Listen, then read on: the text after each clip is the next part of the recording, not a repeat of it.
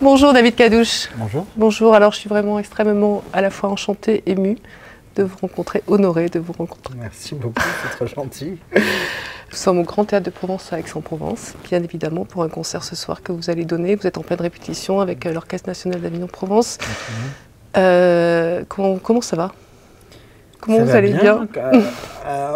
C'est toujours étrange les jours de concert parce qu'on sait qu'il y a ce temps du concert de 30 minutes. Je joue un concert de 30 minutes. Oui.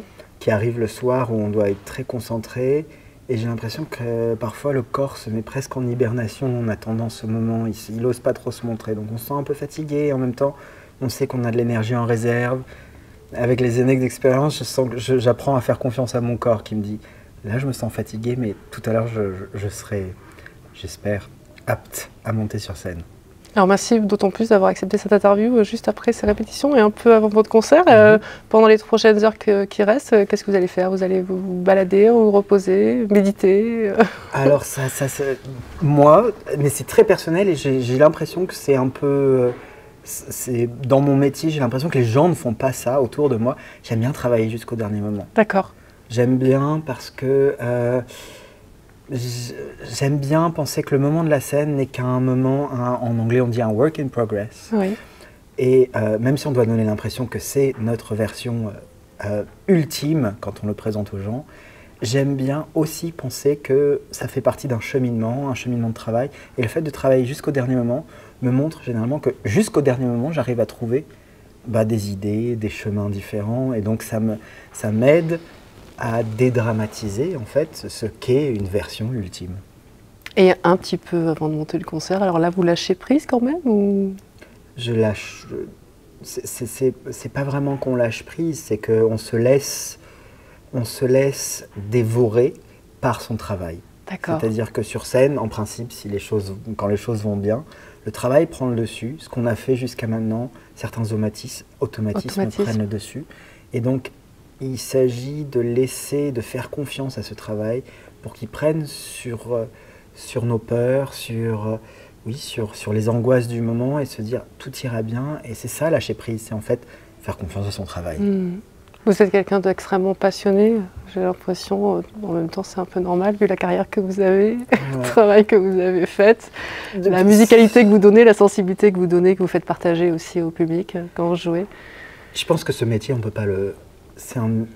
Déjà, le monde de la musique classique, c'est un monde vraiment à part. On a un public qui...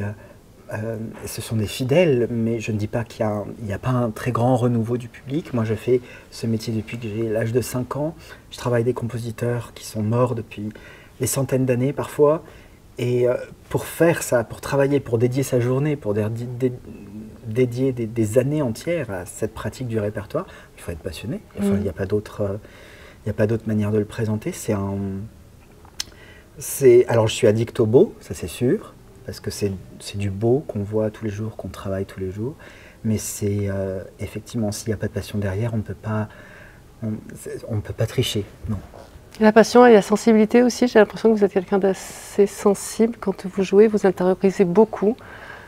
J'ai eu ce ressenti quand je vous ai vu jouer. C'est très gentil. Je pense que...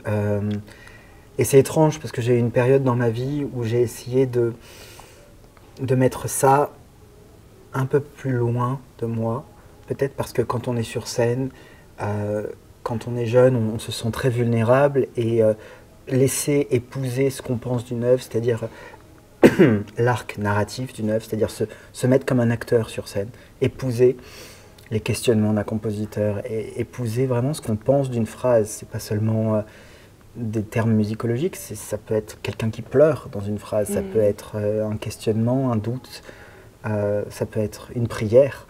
Et donc ça, monter sur scène et prendre cette matière-là, qui est une matière émotive véritablement, j'ai eu, pendant une période de ma carrière, un peu peur de le faire parce que j'avais peur de mal le faire, c'est étrange de le dire comme ça, et maintenant, peut-être avec le bagage culturel que j'ai, parce que j'ai lu beaucoup, je me suis vraiment cultivé sur les compositeurs, j'arrive davantage à parler de jeu quand je joue Mozart, c'est-à-dire de pouvoir dire c'est moi qui parle, mais je sais d'où je parle, je sais avec quel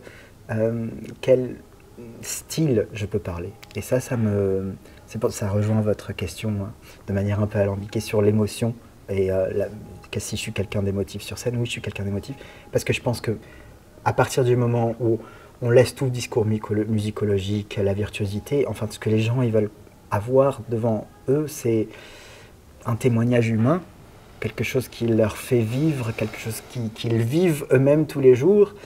Et je pense que l'expérience d'un Mozart, d'une Fanny Mendelssohn ou je ne sais pas de qui, mais elle nous apporte quelque chose, mais il faut juste savoir trouver l'émotion vraie. Et ça, c'est mon métier, c'est ma recherche en tous les cas. Vous racontez leur histoire en fait par la musique, quelque part, c'est ça? On raconte une histoire.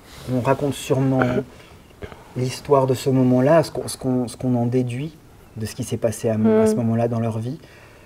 Et c'est souvent des expériences extrêmement universelles qui parlent de tristesse, de doute, d'angoisse, beaucoup d'angoisse. Et ça, enfin, je veux dire... C'est la vie, quoi. C'est la vie.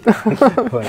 C'est la vie. On a dû vous poser cette question des milliers de fois, mais c'est pas grave, parce que moi, je ne vous l'ai jamais posée. Allez-y, bien sûr. Comment vous êtes arrivé au piano? Oui. Bah oui, j'imagine combien de fois on vous l'a posé cette question. On me la pose souvent, mais j'aime bien y répondre parce que je parle de mes parents. Alors, d'accord. Je viens d'une famille qui est... Ma mère, elle aime tous les arts et donc je suis issu de l'immigration. Pour elle, le piano, c'était quelque chose un facteur d'équilibre social. Et je pense que d'avoir un piano, de faire travailler les enfants, de faire venir un professeur de piano, c'était quelque chose de beau, qui avait une valeur d'équilibre. Et je pense qu'elle nous a... Donc j'ai 2 sœurs, on a tous fait du piano, on est tous passés par là. Et elle dit que j'avais un son particulier, c'est pour ça qu'elle m'a poussé. Et alors, je ne sais pas si... Les mères de pianistes, c'est vraiment un concept, je pourrais en parler des heures, parce qu'il y a plein de types de pianistes, de mères de pianistes. La mienne était une maman qui ne savait pas jouer, mais qui a donné beaucoup de son temps à me faire voir différents professeurs, à m'amener dans des masterclass. Et donc c'est comme ça que petit à petit, j'ai pu développer ma carrière. Oui, quelle carrière? Comment vous l'avez vécu au fur et à mesure de l'avancée de votre carrière? Comment vous l'avez vécu, vous, personnellement, en tant que David? J'ai un a priori étrange sur ma carrière parce que je vois, je suis confronté à des compositeurs qui, enfin je veux dire, ce que je joue ce soir, c'est plus qu'une œuvre d'art, c'est, oui, un chef-d'œuvre. Donc, quand on est interprète, j'ai une vision pas négative, mais petite de ce qu'on peut accomplir. C'est-à-dire, je ne suis qu'interprète, je fréquente parfois des compositeurs qui arrivent vraiment à donner leur voix d'une époque, et je suis très admiratif. Moi, ma carrière, elle s'est développée vraiment étrangement. J'ai eu un grand début de carrière, ça a très très bien marché. Et puis après, j'ai dû me trouver, comment me définir, qu'est-ce que je voulais faire, qu'est-ce que je voulais dire sur scène. Et maintenant, je pense que c'est beaucoup plus clair.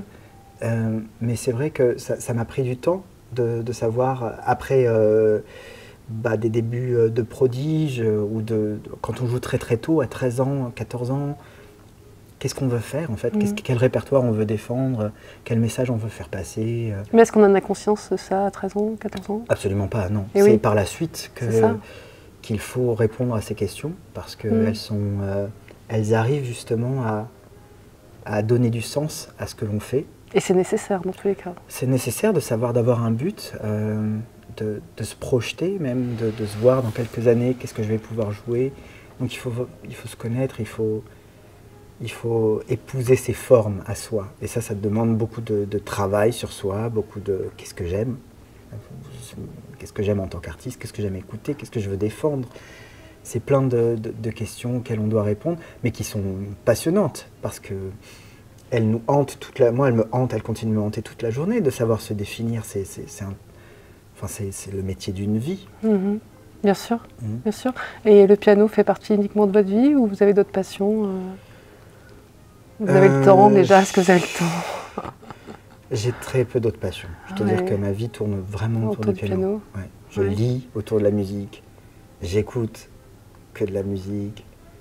Enfin, que de la musique. Je Oui, regardais on a bien Maslach, compris. on est venu me chercher, je regardais une masterclass sur le piano. Parce que ça se nourrit, en fait. Ça s'imbrique. Ça se nourrit. Plus on regarde, plus on se nourrit, plus on apprend. Et plus on se sent heureux de faire ce qu'on fait, parce qu'on nourrit l'animal qui est en soi, l'animal passion, dans mon cas musique, passion créatrice. On le nourrit avec tout ça. Donc c'est difficile d'avoir quelque chose d'autre autour de soi. Oui. Et quand on vous confie des premières fois d'interprétation d'œuvres, notamment je pense à Garuta, Lucia Garuta, avec l'Orchestre d'Avignon, là c'est quoi là? On ressent quoi? Alors là, il y a deux histoires qui s'entrechoquent, je dirais. On a parlé tout à l'heure de définir sa carrière. Moi, le répertoire des compositrices a été, depuis quelques années, quelque chose qui m'a ému, quelque chose que j'ai voulu défendre en concert. Donc j'en joue, je dirais, beaucoup. Et là, le fait qu'on me propose cette œuvre qui est somptueuse, d'une compositrice qui n'a pas été jouée en France, jamais, ce concerto, c'était une première. Donc c'était très émouvant, parce qu'on a parlé aussi, donc ça rejoint un peu toutes les questions que vous m'avez posées. Là, c'est vraiment une musique d'émotion complètement sauvage, presque. Je peux demander à un enfant de 5 ans, qu'est-ce que tu entends là? Il va me dire, ah là, je crois que c'est quelqu'un qui pleure. Là, je pense que c'est quelqu'un qui a une certaine illusion. Et il comprendra. Et c'est une musique limpide à ce niveau-là. Et donc, c'était, pour moi, monter sur scène et défendre ce répertoire. Je suis sorti du concert, vraiment, c'était... Ah, j'étais heureux de l'avoir fait. Oui, on l'a ressenti. Ah, c'est gentil, merci. Est-ce que, justement, votre interprétation gestuelle ou émotionnelle, plutôt, est différente en fonction des compositeurs que vous jouez, que vous interprétez, des interprétations? Absolument, Pardon. mais non, c'était très clair. Mon gestuel sur scène, ma gestuelle sur scène, va être totalement différente en fonction du compositeur, du style. C'est comme un acteur qui va monter sur scène pour jouer du Molière, il va se comporter différemment que pour jouer, je ne sais pas, un auteur contemporain. Donc il y a vraiment quelque chose sur lequel on doit s'adapter. L'intensité des émotions, que ce soit dans une musique un peu galante, ça ne sera pas du tout la même que dans la musique de Rachmaninoff, du Bach. Je vais peut-être être beaucoup plus jouer de manière beaucoup plus épurée. Et encore, ça se défend parce qu'il y a des danses dans Bach. Donc la gestique vraiment va s'adapter à ce que je dis. Oui. Et ce que vous voulez raconter aussi. Absolument. Oui. En termes d'actualité, de projets, d'enregistrement, de concerts, de festivals, vous pouvez nous raconter un petit peu ce que vous avez l'intention de faire ces prochains mois? Alors, j'ai deux duos, magnifiques duos avec Edgar Moreau et Sandrine Pio, avec Edgar Moreau au violoncelle et un autre avec la chanteuse Sandrine Pio. Il y aura 2 disques différents qui vont sortir. J'ai un disque solo aussi qui va sortir dans 1 an et demi, que j'enregistre en ce moment, c'est pour ça que ça prend du temps. Et en termes de répertoire, je vais jouer à la Philharmonie 3 soirs de suite en janvier autour d'un projet autour de Schoenberg. Et c'est Bertrand Bonello, le réalisateur, qui fera une mise en scène de la vie de Schoenberg. Donc j'ai hâte que le spectateur puisse voir ça. Donc la Philharmonie de Paris sera transformée pour l'occasion. Ça, c'est en janvier. Je serai à la Folle Journée de Nantes fin janvier aussi. Et plein d'autres projets, évidemment. C'est difficile de faire son calendrier, mais dans les choses qui m'excitent vraiment profondément, c'est de rejouer le concerto de Clara Schumann et d'enregistrer le concerto que vous avez écouté de Lucia Garuta avec Avignon l'année prochaine. Parce que je pense qu'il a besoin d'être grandement défendu, ce concerto. C'est une avant-première, une nouvelle avant-première. Absolument. Une exclusivité. Sûrement, voilà. Vous avez cette humilité, cet humanisme aussi que vous dégagez, pardon, mais c'est ce qu'on ressent. C'est important pour vous justement d'être près des gens comme ça? Alors, en tant que pianiste qui défend un répertoire voilà, de compositeurs morts il y a 200 ans avec un public parfois qu'il faut vraiment ramener dans les salles. Oui, c'est évidemment très très important, que ce soit d'être présent sur les réseaux, de parler aux gens, de présenter ses choix de concerts. On doit expliquer pourquoi on fait ce métier. C'est vrai que c'est étrange. Même moi, je le ressens le matin. Parfois, je me réveille, je me dis, je vais travailler du piano aujourd'hui toute la journée. Et parfois, j'ai des moments de pause où je me dis, c'est vraiment un choix de vie étonnant. Et ça, évidemment, le spectateur aussi, je pense qu'il doit le penser. Et d'en parler, de savoir en parler, de savoir être même blaguer à propos de ça, de parler des compositeurs, de les mettre dans des situations contemporaines. C'est ce que j'essaie de faire à travers les réseaux sociaux, évidemment, mais à travers aussi les différents récitals que j'ai construits jusqu'à maintenant. C'est voilà, éclairer différemment ce monde, qui est le monde de la musique classique, qui n'est pas un musée, qui fait vivre des compositeurs encore maintenant, parce qu'ils ont des choses à dire à propos de notre époque. Merci beaucoup David Cadouche pour cette rencontre. Merci à vous. Merci infiniment.